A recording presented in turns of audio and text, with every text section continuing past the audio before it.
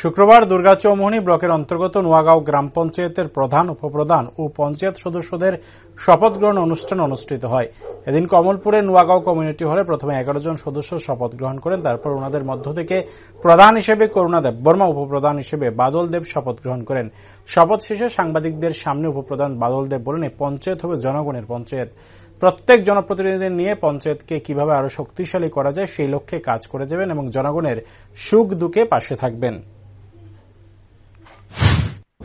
জনতা party বিজেপিকে অসংখ্য ধন্যবাদ জানাচ্ছি যে আমাকে নোয়াগাঁও পঞ্চায়েতের একটি দায়িত্ব দিয়েছে, বিশাল একটি দায়িত্ব দিয়েছে। সেই দায়িত্ব আমি পালন করব সবাইকে নিয়ে। আমাদের পঞ্চায়েতের 11 জন জনপ্রতিনিধি রয়েছে, তাদেরকে নিয়ে আগামী দিন আমাদের পঞ্চায়েত আরও কীভাবে শক্তিশালী হয় এবং মানুষের পাশে, মানুষের সুখ দুঃখের পাশে আমরা প্রতিনিয়ত থাকব।